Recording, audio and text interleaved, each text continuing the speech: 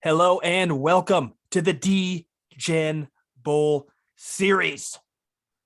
December 30th, 2021, as we enter 2022. We've got some bowl games to take care of, including 3 today. And of course, we start the college football playoff tomorrow.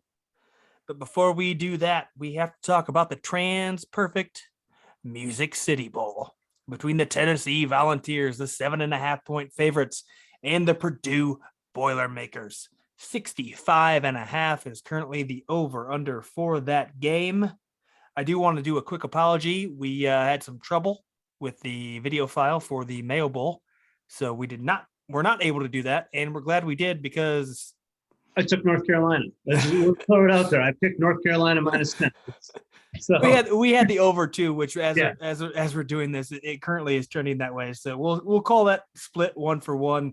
But the real Degen Bowl Series starts today after a 2-0 slate yesterday for us. We're going to continue on. Vols, Boilermakers. Let's do it. I took Tennessee minus 7 earlier today. I noticed that there's a lot of money in Tennessee kept ticking up.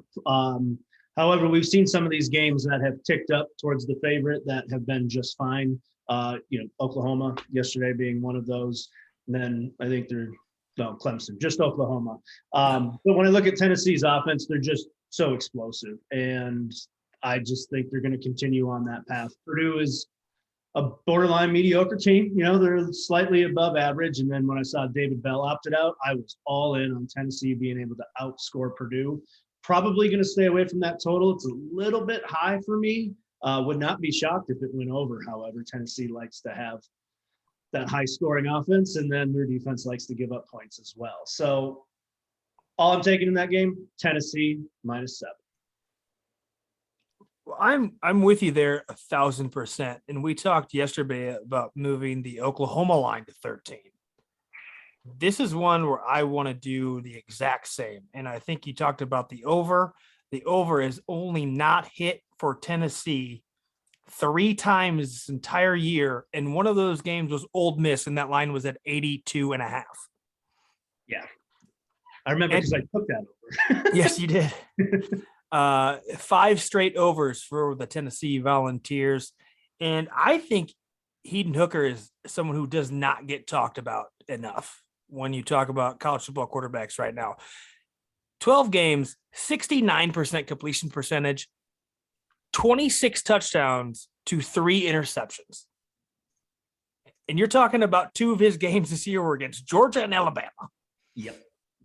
I think that's very impressive. Since transferring from Vatech, I think there's just been a resurgence of him, and he's looked very good this year. The main reason he's also has the leading rushing attempts on that Vols offense as well. He's it for them. It begins and ends with him, and I think he's pretty good, and I think he's going to devour a really shitty Purdue secondary. Yes, that is precisely well said, I would say. I think we're fully aligned there. The coaching staff's intact, and kind of what I mentioned with Clemson yesterday. I don't feel like this is the end of their 2021 season. It's going to be the beginning of the 2022 season, and they're going to want to go out there and make a statement. The SEC has struggled mightily so far in the bowl season. We're not going to give Oklahoma the SEC win yet. However, I feel like this is going to be the first statement win for the SEC as we continue into some of these bigger bowl games, we'll call them. Yeah, Purdue with a couple key opt-outs as well as they prepare for the NFL. And we talked about this before a few months ago, but the Tennessee played maybe the toughest 4 weeks in all of college football. No doubt. Maybe ever, between Ole Miss, Alabama, then Kentucky, and then Georgia. They managed to get out of that 1-3. To me, that's way more impressive than anything Purdue has done all year. And that includes the blowout against Iowa. Yeah. And when you look at Iowa, I mean, in hindsight, Iowa really wasn't that great either. They just were a mediocre team with a strong defense and really no offense. So I just don't think Purdue's got enough firepower to keep up. You're giving me a touchdown, you talk about moving the line, I would be A-okay with both of them. Yep, same here. I might sprinkle the over as well. Maybe throw that in a couple parlays to juice up the odds. Like I said, 3 times this whole year, one of those overs was 82. Yeah.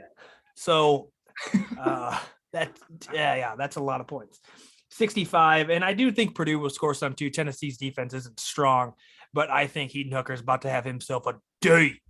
And if you could get odds on who's going to be the MVP of the Music City Bowl, I would take him wholeheartedly and not even think twice about it.